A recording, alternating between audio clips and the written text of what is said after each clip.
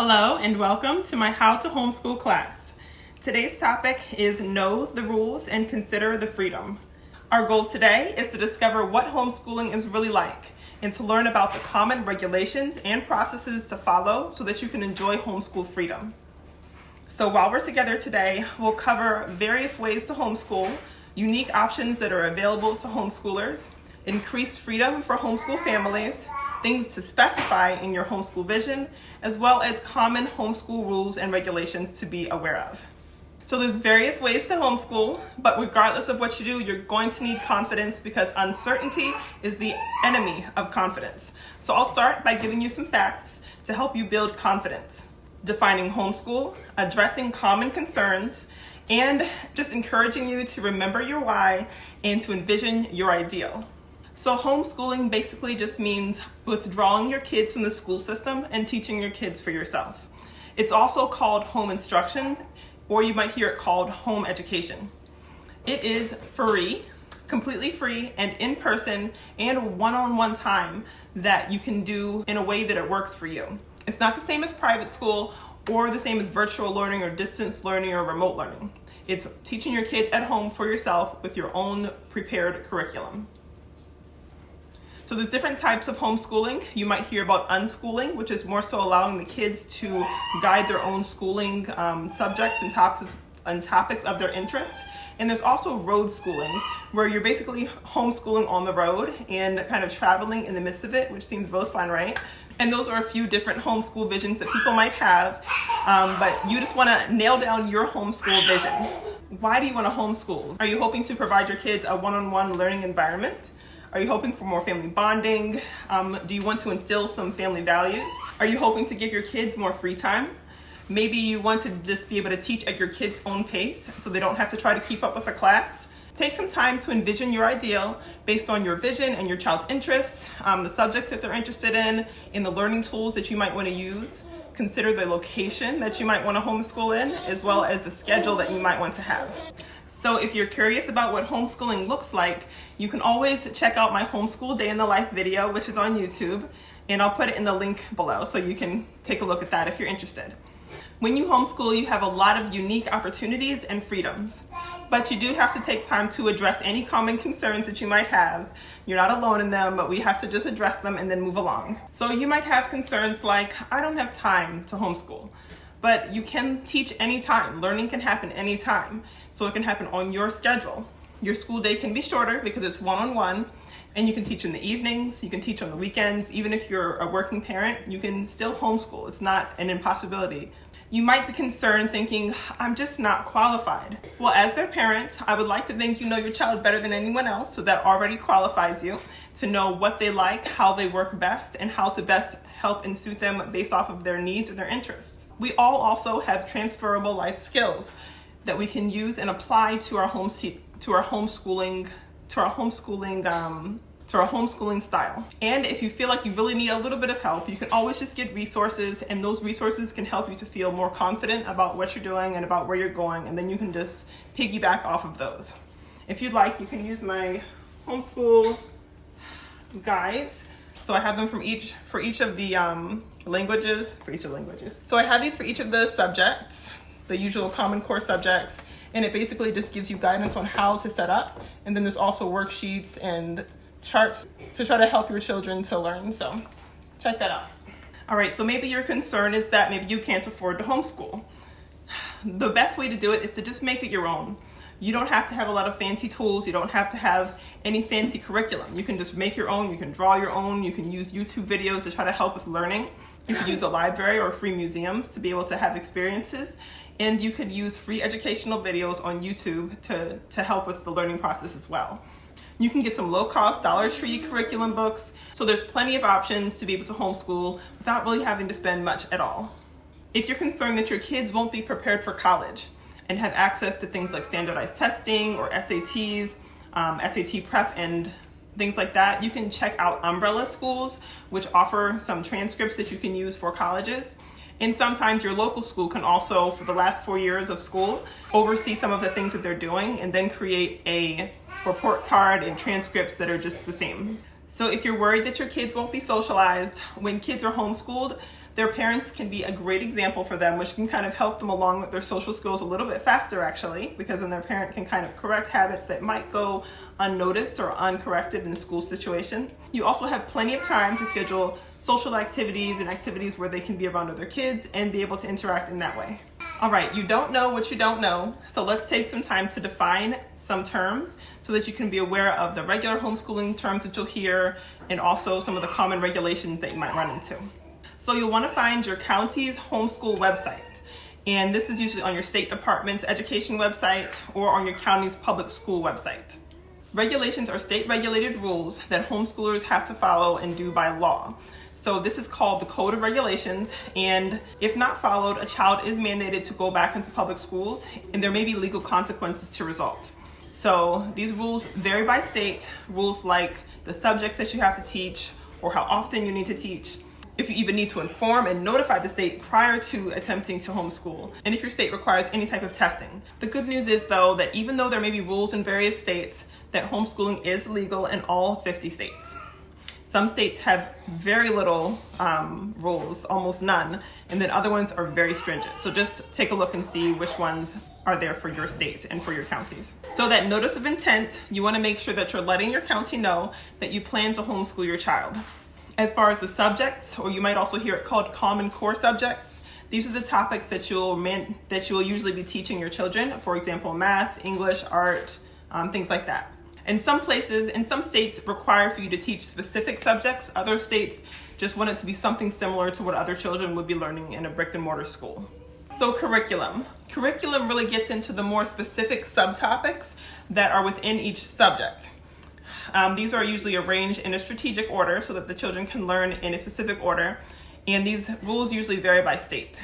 So for example, curriculum within math would be things like algebra or adding, subtracting, and geometry, fractions, just the different areas within. And you can usually go to some county websites for their school system, and they might have something called a year at a glance, and that can give you an idea of the types of things they're teaching within that school year. Then there's learning tools. Learning tools are items and actions, locations, services, whatever you're using to teach your child and to test from. These are also sometimes called instructional materials or learning materials, learning a box curriculum, or curriculum books. So this is not to be confused with actual curriculum. So the word curriculum just means the things that you're teaching your child. The learning tools or the curriculum box or the curriculum workbooks, those are a system, like these are a system of how you can teach your child. But you can make your own curriculum if you'd like. That's how I started. All right, so back on these learning tools and or curriculum books, whatever it might be, the rules vary by state whether they're going to require, hello.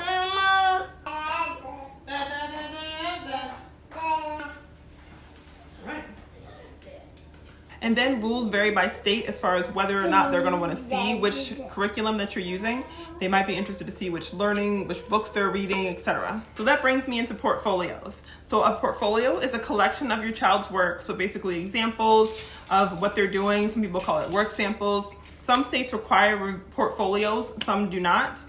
Some are going to accept things like worksheets, but some will accept photos and receipts from any type of outing or field trips that you do, or activities and experiments. And then kind of right along with portfolios, there are reviews. Reviews are like a meeting or a time where the school system will review what your child is doing throughout the school year to see if to make sure they're on track learning based off of what the school mandates and what they would like the children to be learning for that school year. And you might also hear this sometimes called portfolio reviews or maybe evaluations. So it varies by state if they're going to require this at all, and if they do, how they will accept the review to be done. Some will do virtual reviews, some will request in-person reviews. Some will just allow you to send your work virtually, like pictures of the work virtually, to the reviewer. And that brings me to reviewer. The reviewer is a person that's a representative from your local school system in your county that you can meet for portfolio reviews. So they're the person that's going to be looking at your child's portfolio during the portfolio review time. And I forgot to mention the portfolios are usually reviewed a few times a year, usually once a semester or so, depending on where you are. So basically the portfolio reviewer's job is to check to make sure that your child is learning regularly and thoroughly, and they report back to the school system, but the reviewer cannot supersede the rules for your state. So if your state says you only need certain things, just be mindful, because sometimes reviewers can push.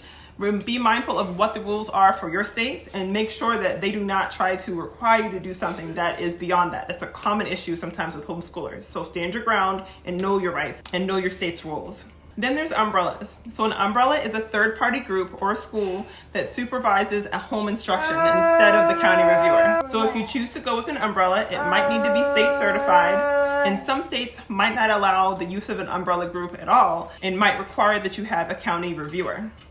You could also consider a homeschool co-op. This is usually a group of homeschool families that join together towards common goals like support groups, socialization, education and activities, and maybe even recess. So the rules vary here because co-ops vary. Some are academic enrichment co-ops, some are buyer co-ops, some are social co-ops, some are online co-ops, and some co-ops are just really for extracurricular fun for families and for homeschoolers. So just be mindful, preparing for homeschool is not an overnight process, unless you want it to be. But if you have the time, give yourself at least a week or two to set yourself up for a successful homeschool experience. Take plenty of time to think about what your homeschool vision is and exactly how you would like it to be. And try to take time to envision what you want first before you get really heavy into the rules for your state, because that can kind of, put a damper on things, and you want to remember what you want to do, because you might be able to do both. You can satisfy their requirements and then move on to the things that you and your kids want to do as well. So I made you a ready to start homeschooling checklist to help you confirm that you're ready to start homeschooling. And I'll place the link in the comments or in the description below. So some keys to success. One would be preparation and flexibility. It's important to prepare your meals in advance so that you'll be ready and you won't have to think too much during the school day. You want to make sure you get plenty of rest the night before you teach. Don't be up all night trying to prepare a lesson. You want to make sure that you learn from any lesson setbacks and keep notes on what you've learned so that you can correct that and do better in the future. Be flexible, so if the school day doesn't start when you were hoping to, just let it go. Just take it easy and enjoy the time. Enjoy your homeschool freedom. So to recap, the plan is to envision your ideal homeschool setup. Take time to research your local homeschool regulations a little further for your own particular county and state. Plan your routine and your lessons and your portfolio review setup. Take time to gather the learning tools. Give your school the notice of intent, and then start enjoying homeschool freedom. All right, so I'd love to know, how did you enjoy today's class and what questions do you have for me? You can let me know in the comments below, or if you'd like, you can save your questions for support group or for coaching. Either way, I look forward to supporting you along your journey. All right, thanks again for attending, and I hope you have a blessed day. Hello and welcome to my How to Homeschool class. Today's topic is choosing subjects to teach and to plan a routine. So our goal for today is to get ideas for where you'll homeschool and how you'll set up your space, as well as how you want to plan out your school year. While we're together today, we'll cover things like your homeschool space ideas, conventional and unconventional homeschooling locations, why both a routine and a schedule is important. We'll talk about things to consider when planning your homeschool routine, and ways to ensure that your space and your schedule will align with your homeschool vision.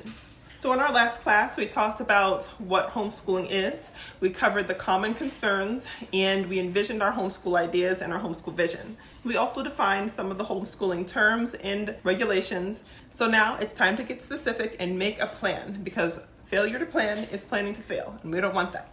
So I'm going to give you some ideas on how to help you to prepare for your location, your routine, and your subjects. So as far as your location, you might have a regular location, maybe in your home, and then maybe a special location for special days, like maybe the library.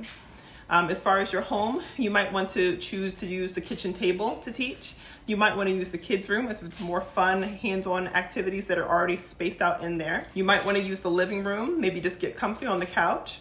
You might want to choose to homeschool most times outside if it's weather permitting.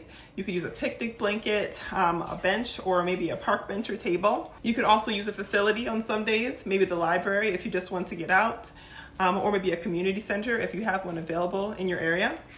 And then you could also use museums in the area as well, places on the go, like homeschooling in the car if you want to do road schooling or if you just want to travel that week.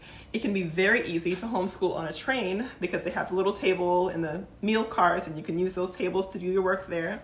And you can also homeschool while walking, have a good conversation, and just let their minds just be free. Your routine is the general route that you want to take as you go throughout each day. So even if you don't have specific items, you can move by the usual events of the day. So for example, lessons might begin right after breakfast, or the school day maybe should conclude by lunchtime. You can keep up with routines like that. That way, even if you're homeschooling on the go, or if the day starts a little late, you at least know how the general flow of things should go. So your yearly routine is going to include things like your first day. When is your first day of school? Is it always the first day of a certain month? Is it always after a certain holiday? When would that be? You also want to look at when your autumn and spring and winter and summer breaks will begin and when they will conclude. You want to consider your very last day of school. When will that be? So that you have some boundaries and you don't end up schooling all year round. And you also want to keep in mind when will school start next year. It's also a good idea to total up the total weeks of instruction, as that might be something that's important for your state to know, because they might ask and request information like that as well. And you want to make sure you've already prepared to meet any type of requirements that they might have. You also want to plan out the school days of the week. So are you going to homeschool only on weekends? Will it be Monday through Friday like a usual school system? Or will you try to do maybe every other day? Maybe one Monday, Wednesday, Friday? How do you want to set up your school week? Is it going to be 4 days, 3 days? How do you want to do that? You also want to think about how many hours each day you want to teach your child. Is it going to be good to teach just for a few hours each day? Or would they benefit for a very long, 6-hour school day, which is what they usually have, but that may not be necessary for your child because of the one-on-one instruction. You'll also want to consider any activities that you'll have throughout the day. Will there be opening activities that you'll do each day, some type of read aloud, maybe a snack time? Is there going to be a certain time for recess? And which subjects do you think you'd like to teach each day? Are you going to try to teach 2 subjects per day, 3 subjects per day, all subjects each day? How do you want to do it? Do you want to do A and B days? What would work best for your child? And then of course you want to make sure you know exactly when and under what circumstances should the school day conclude. Should it conclude when your child is just tired and zapped and they just need a break? When should the school day conclude? Because you don't want to overdo the school days. You don't want to push too much as far as their learning time. So when does the school day conclude? Should it conclude by lunchtime? When would that be? So it might seem like a lot to try to plan out the school day and everything. If you need any help, I actually have some ideas and tips in my workbook. And you can also, if you're not ready for the curriculum workbooks just yet, you can just get the How to Homeschool workbook, which basically preset worksheets to try to help you organize and lay out everything. So that can be helpful too. If it seems like a lot to try to think about all at once, just know that I made you some homeschool scheduling and routine planners with step-by-step instructions to try to help you schedule your homeschool day. So give that a go. It's the How to Homeschool workbook, not the guides, but the How to Homeschool workbook. So there's ways to ensure your space and your schedule align with your original homeschool vision.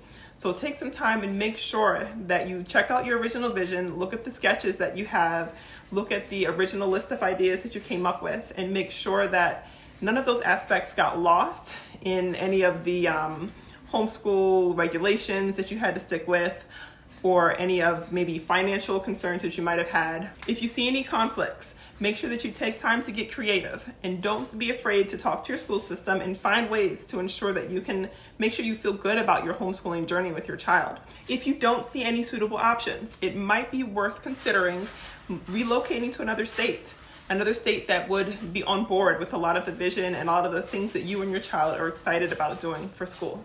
As far as financial limitations and life issues that might come up, just be kind to yourself and do what you can. Even if you can't do 100% of everything you might want to do, try to do at least 50% of what you can do at that time. If you can't do 50%, try to do 25%. Just do something. Something is always better than nothing. And that goes for if you're having a rough day and you're not able to really give your all, but at least do something for school that day. And even if the school system's rules kind of hinder what you would like to do, they don't have to. You can always do 200%. You can do 100% of what the state is requiring, and you could also then afterwards do what you and your family would like to do for homeschool as well. So then you can do both. So you can make sure you take time to meet the requirements, but also do what you and your children envision for their homeschool. So if you could use any guidance on this or any of the 12 healthy habits, just know that I'm here to guide you, and you can find more details on my website, which is trulythrivinglives.org. Thanks again for attending, and I hope you have a blessed day. Hello and welcome to my How to Homeschool class. Today's topic is preparing curriculum and lesson plans. I appreciate your attending. My name is Andrea, and I'll be guiding you through today's class. So our goal today is to get guidance on what to teach and when, so that you can provide the best homeschool education possible. While we're together today, we'll cover the common required subjects, the optional elective opportunities, what to teach and in what order, ways to simplify lesson planning, which lesson types and tools will be best for your kids, and how to align those lesson plans with your original homeschool vision. So the common required subjects, which is also usually called the Common Core subjects, are English, math, science, social studies, art, music, health, and PE. Within each subject, you have the subtopics. So for example, for math, the subtopics would be like addition, subtraction, fractions, geometry, and so on. Then you can have electives like foreign languages and Bible class, business and finance, maybe social emotional would be a elective. You could choose to do public speaking. You could do sports, dance, and a number of other subjects. So regardless of what you choose to teach and what your state requires you to teach, preparation is key. You'll want to be sure to prepare in advance your learning tools, that is the things that you're going to use to teach, whether it be a globe, a book that you want your child to be able to read. You'll want to prepare your portfolio setup, as in how you're going to show the school system what your child is learning if they do require that. So whether it's going to be worksheets or certain workbooks that they're going to go through. You want to plan your lesson plans. How are you going to plan the lessons throughout the day? I have a lesson planning worksheet in here, so you can plan your lessons with that. This is a workbook that's digital that you can just download. All right, so this is the lesson planner. So you can just go through and you can just check off what you want to do for each day. So that can be very helpful. And then also just a reminder for yourself of what type of proof are you going to have for the state to make sure that whatever you're doing is well documented and they won't be able to give you a hard time later on. So that's super important. So that lesson planner can be really helpful. It's in each one of the curriculum guides. So as far as those learning tools, those are the things that you're going to use to teach your children. So it could be that you're using flashcards or worksheets, maybe some books to read. You could use You could use educational YouTube videos or documentaries, songs or dances. You could use hands-on experiments and activities, or ways to act things out, maybe field trips. And certain learning tools might work for certain days. So if you're going on field trips, it might be great to have flashcards for that day, etc. And then as far as your curriculum goes, you can always divide it up. So if you're doing math, your subtopics within math would be things like division, multiplication, fractions, etc. And those things will help you to meet your goals. So if you do, say, 2 weeks of algebra, 2 weeks of addition, 2 weeks of subtraction, 2 weeks of fractions, and that way you can make sure that you meet every area within that topic, within that subject. So then that would be a good way to simplify your lesson planning. You can teach by the subject and the subtopic. So you can separate it by doing things a few weeks at a time. So for example, with science, you could teach 2 weeks of biology, then 2 weeks of chemistry, followed by 2 weeks of zoology, and so on. And then within that subtopic, say if it's zoology, you can choose something that you want to do for that week, for the next few weeks. So it could be, maybe you're doing zoology, so you could do a documentary about zoology. It could be educational videos about zoology or a worksheet about zoology. Or if you have a little more energy that week, it could be an experiment about zoology or a hands-on project about zoology. So you get the pattern, you get the idea. So you can kind of take a few weeks and let that be the inspiration for the lessons. Again, I have all these things laid out. So let me go to the science book since we're talking about science. So I have all these things laid out in here where you can see all the different academic goals for the year. And it goes by, so I've got microbiology, geology, oceanography, meteorology, and so on. It just keeps going. And then within the subtopics, I have ideas on what you can teach and what's age appropriate for each. And it's for every one of the homeschool topics, for all the Common Core. So yeah, check those out since I have it broken down by topics already on my homeschool guide with a bunch more of the homeschool tips in there. There's no need to recreate the wheel. Just check it out and use that and hope it helps. So then you may be trying to figure out which lesson types are best for your kids. We want to reflect on how our child seems to absorb information the best to discern whether they are an auditory learner, a visual learner, or a tactile learner. So does your child seem to be an auditory learner? So where even if you don't show them something, they were really listening and remember every word that you said? If you're not sure if your child is an auditory learner or not, you can kind of test it out by showing them how to do something new without any type of visual and only with verbal instructions and see how they pick that up. And if you do come to realize that your child is probably an auditory learner where they pick up things by hearing it the best, then audiobooks and discussions and read alouds would be a really great go-to lesson type for your child. So is your child a visual learner where they learn best by watching, and even if you don't say a word, they'll remember and have a visual memory of everything you showed them? If you're not sure, then you can test this out by showing them something new visually without any verbal instructions and see how they do.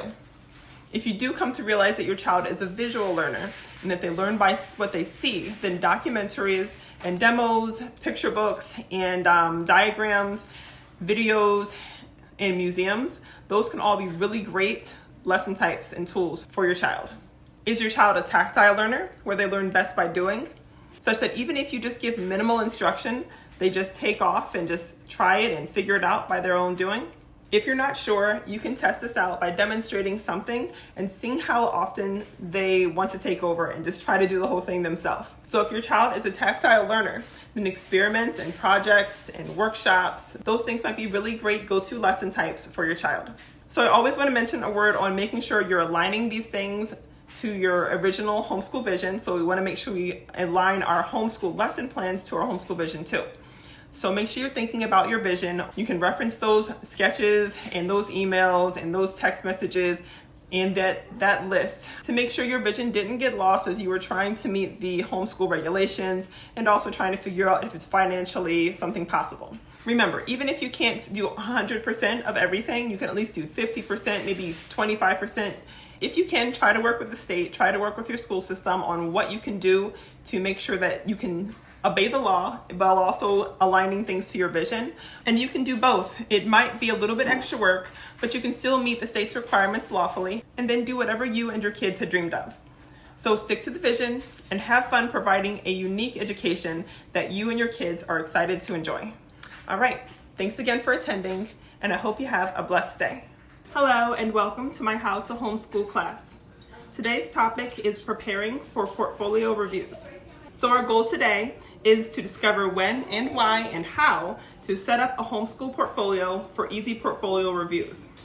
So while we're together today, we'll cover the full purpose of a portfolio review, when to prepare and why, ways to document the proof of subject mastery, commonly accepted things for proof of instruction, different methods to record examples of their work, and finishing touches to remember before submitting your portfolio. So the full purpose of a portfolio is to show the proof of instruction to the school system so that you can continue homeschooling and to gain constructive feedback from your reviewer if you have one. So there's some extra benefits to this. When you're mindful of the need to document their mastery of each subject, this challenges you to go beyond the lecture and the discussion style instruction and do activities that are easier to document. The more interactive, hands-on activities and experiences and the practice worksheets are helpful, but also they're very fun as well. The portfolio of your child's work isn't just for the reviewer. It's also an opportunity for you and your child to see and celebrate their progress from semester to semester and from year to year. Gathering and looking at the quantity and quality of your child's work samples helps you also to notice any areas that might be lacking, and it gives you an opportunity to add more lessons and to cover more topics that might still need a little bit more attention. So as far as when and why to prepare, we want to prepare before the semester even begins. We want to choose and set up our record-keeping system, whether it's tangible or digital. So why would we do that? Well, because it's actually much easier to be able to add to the portfolio when you've prepared throughout the year. So before the school year, plan that school year subjects, the curriculum, learning tools, and everything, etc. And that way, when you know what you're going to teach, you can already know that these lessons are going to satisfy the requirement, and it'll be, again, easy to be able to know that you have everything you need for the portfolio review. You also prepare each day by adding work samples of their best work into that record-keeping space. And when you keep samples day by day, it's better than just waiting to the last minute at the end of the semester and then shuffling through piles of paper, trying to find old photographs or trying to find old receipts. You can also prepare throughout the semester by communicating with your reviewer on the type of review that you prefer and the way that you plan to share and when. This helps you to make sure that you're within the time window that is set for portfolio reviews. And it also helps you to know when you need to pretty much at least finish up that portion of the school year by. Perhaps you'll do field trips after, it's up to you, but you'll at least know when the examples that you want to be able to show, you want to make sure you have them done by then. The week before your review, you want to make sure that you take a second to look at what's in the portfolio and make sure that it makes it clear that there is subject mastery. So if you go through and you find that you've put in like 20 things for English and they all look great, but then you look in there and you see that with science class, for some reason you just did not have a lot of worksheets today, well then you need to figure out where's your receipts, do you have any photos from any of your field trips, etc., that you can add in there to show that they have been working on some nice things. You also can prepare each day by having in your lesson plan what's the record that you're going to keep. So this is one of the things I have in the guide. What records are you going to keep? Is it going to be photos, receipts, worksheets? So you already know and notice before we even do the activity if this is something that you're going to be able to document well. And most things you should be able to document. Just make sure that if it's something that only really works with a photograph, that you take the picture, because you can't always go back to the place. So some commonly accepted things for proof of instruction would be things like worksheets, arts and crafts pictures of the actual finished product. You could also share with them the projects that they made, maybe the experiment record or report. You could also share any journals that they have, any journaling they have about any activities they did or any things that they learned on a field trip. Again, photos of activities and field trips. You could do receipts from paid lessons. So you did swimming lessons or horseback riding. You could do receipts from that, and receipts from any of the places that you visited. For some states, they are going to require a summary of each lesson and the date and duration that the lesson took place on a lesson log. So just be mindful of that as well. And you might need to show some of the materials that you're using to teach with. So any books that they're reading, any workbooks that they have, you might want to take some pictures of that as well. If you choose to have a tangible portfolio storage space, then you can just use it to store things like photos and worksheets. You can put your receipts in there, the actual tangible receipts, maybe even some of the smaller art projects, some of the smaller pieces of artwork on paper. If you have a digital portfolio, you can just have a virtual folder on PowerPoint slideshow. You can use Google Drive to just take pictures of all of their work, take pictures of the receipts, and just upload those to there. And Google Drive can be helpful because then you can just ship that right off to them pretty easily. You can take screenshots and make these all into PDFs in order to share them with your reviewer. There's usually a couple different formats that they accept. Whether you choose something digital or tangible, you just want to make sure that you ensure that the filing structure and the labels are neatly labeled and clear and separated out by subject and by student. And then some finishing touches to remember before submitting the portfolio. Make sure that each child's name and grade level and semester is clearly labeled so that you know when this was and who it was for. For digital portfolios, practice sending or sharing them with someone else ahead of time to avoid the day of technical issues that might, arise. And ensure that your reviewer actually received the portfolio if you send it digitally. For more guidance on how to start homeschooling, consider using my How to Start Homeschooling workbook and my homeschool subject guides to help you get started. They're downloadable, so it's something that you can use digitally if you were going to use tablets or something in your homeschooling tools. Or if you'd like, you can just print it out. So you may have noticed earlier that I said that my family and we live with 12 healthy habits in order to enjoy a better quality of life. You get it. We live with 12 healthy habits in order to enjoy a better quality of life. So then homeschooling is just one of the 12. We all embrace all of these healthy habits so that we can have less unhelpful habits that would sabotage our efforts to obey God and more good habits to help us support our success as we live to do all that Yahweh called us to do. So for all these habits, I offer guidance via videos, workbooks, classes, and support groups to help you implement and stick with each habit.